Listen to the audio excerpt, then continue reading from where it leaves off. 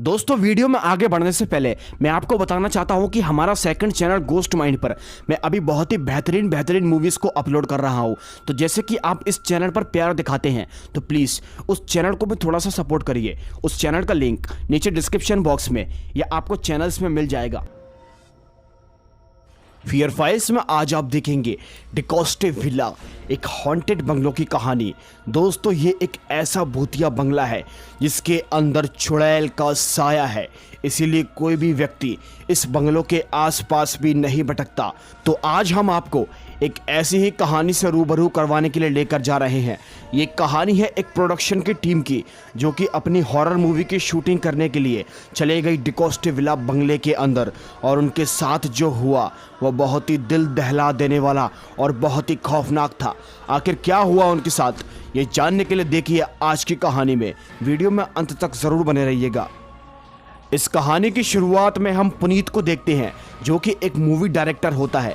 अभी उसकी एक मीटिंग चल रही थी और उसमें मीडिया वाले उससे पूछ रहे थे कि आपकी हर फिल्म तो फ्लॉप हो जाती है, इसीलिए कोई भी प्रोड्यूसर आपके ऊपर पैसा खर्च करने को तैयार नहीं है। तो इस पर यहाँ पर पुनीत बोलता है कि अब जो मेरी फिल्म आने वाली है वो फिल्म मेरी ब्लॉकबस्टर हिट होगी, यह बात मैं दावे के साथ कह सकता हूँ, और हर कोई प्रोड्यूसर मेरे ऊपर फंड लगाने को तैयार हो जाएगा। यानी कि दोस्तों इस मीटिंग से आप ये बात जान चुके हैं कि पुनीत एक डायरेक्टर है, लेकिन अभी कुछ दिनों से उसकी फिल्म्स बहुत सारी फ्लॉप हो रही हैं, और अभी हाल ही में उसकी एक नई हॉरर मूवी आने वाली है।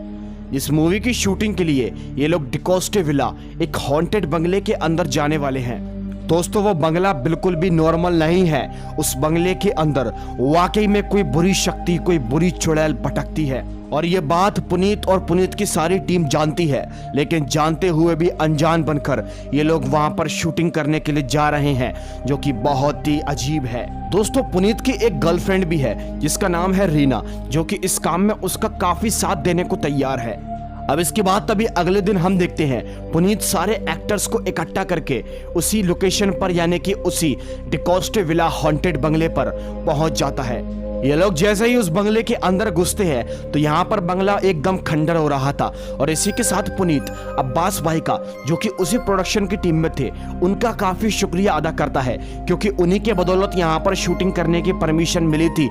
वरना यहाँ पर दोस्तों शूटिंग से बहुत दूर की बात है, यहाँ से आसपास निकलने की भी परमिशन किसी को नहीं है। इसके बाद तभी हम देखते हैं पुनीत सभी लोगों से बोलता है कि हमें यहाँ पर सब कुछ क्लियर चाहिए, और सभी लोग अपने अपने काम पर लग जाते हैं। और अब हम रीना को देखते हैं जो कि एक तस्वीर के आगे खड़ी हुई थी। वो उस तस्वीर को गौर से देखती है, और वो जैसे ही वहां से जाती है तो उस तस्वीर के अंदर हम साफ साफ एक साए को देख पाते हैं।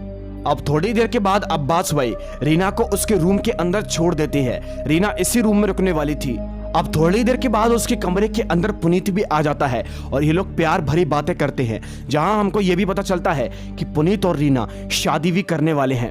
दोस्तों उसके बाद तभी यहाँ से कहानी शिफ्ट होती है, और अब हम शाम के 9 बजे का सीन देखते हैं जहाँ पर इनकी मूवी की शूटिंग चालू हो चुकी थी।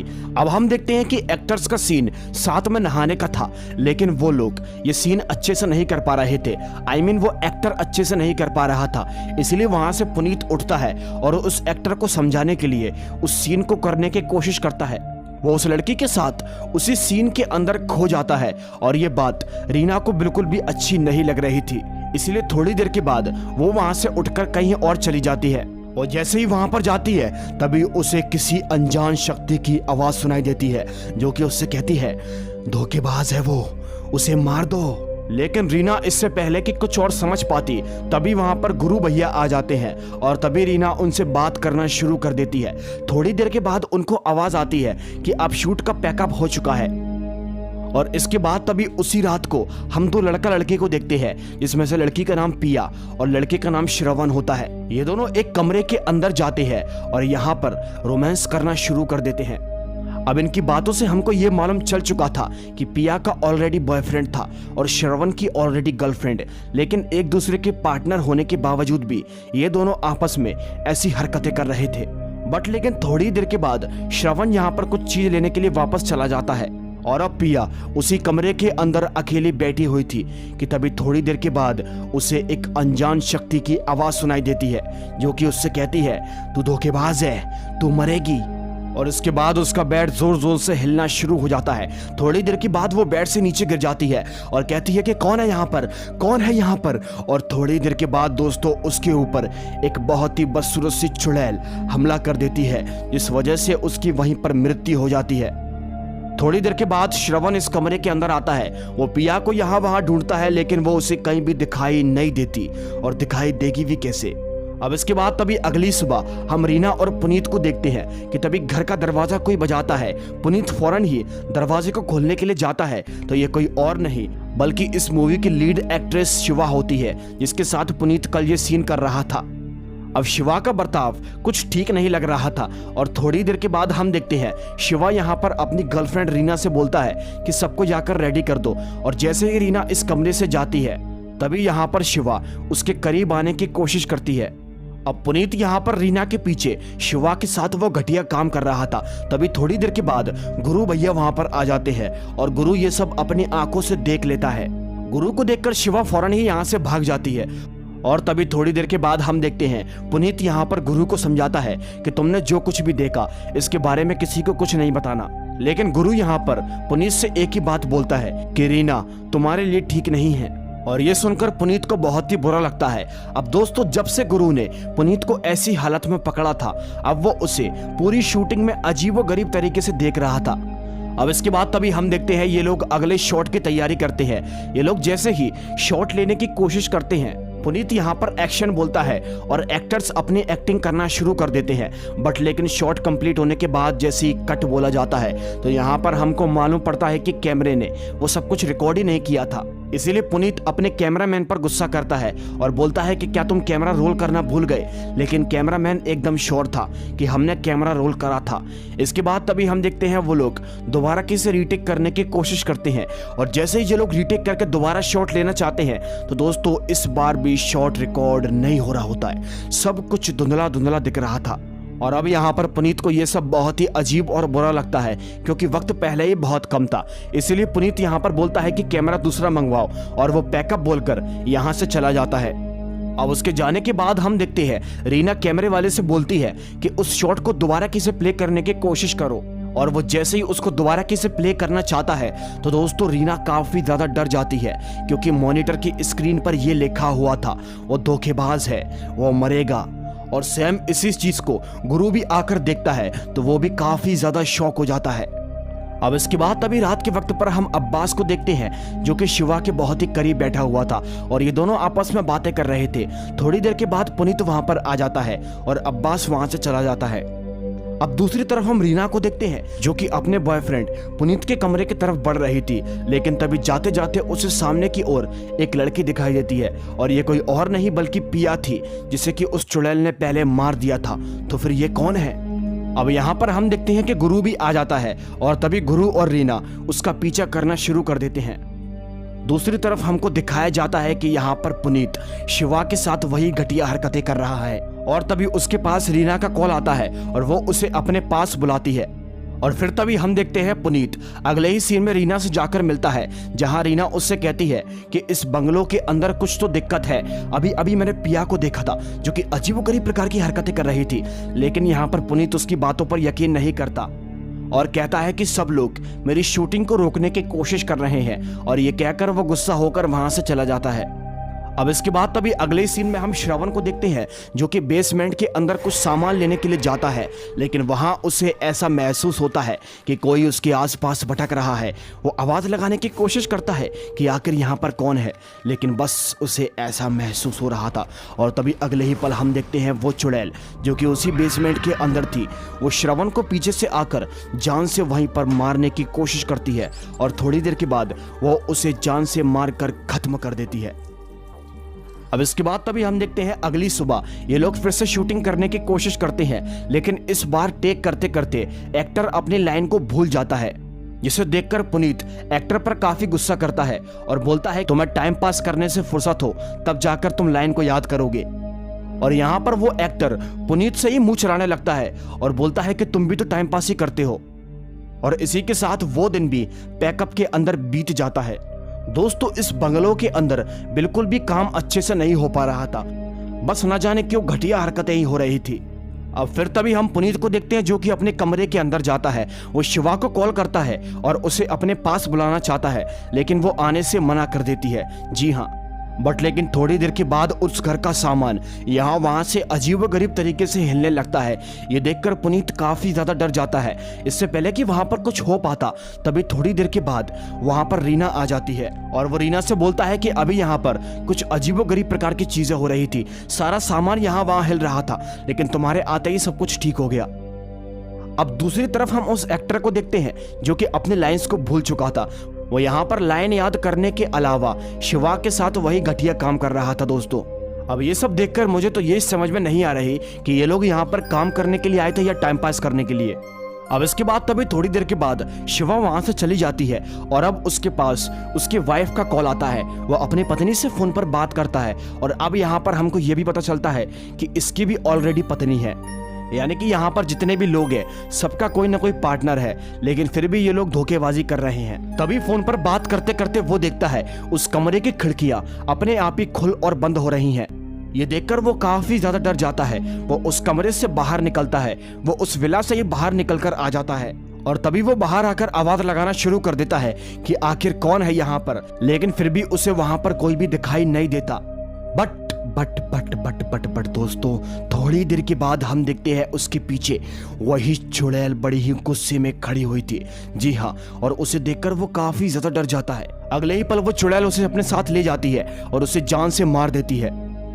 अब उसके चीखने और चिल्लाने की आवाज पूरे विला के अंदर फैल गई थी, इसीलिए यहाँ पर प्रोडक्शन के लोग उसकी आवाज का पीछा करते करते उसे ढूंढने के लिए निकलते हैं। और वो जैसे ही उसे ढूंढते ढूंढते बाहर आते हैं तो वहां उन लोगों को उस लड़के का मोबाइल मिलता है और वो उन्हें कहीं भी दिखाई नहीं देता, जिससे कि सभी लोगों को डर लगता है। वो समझ जाते हैं कि यहाँ पर कुछ तो दिक्कत है।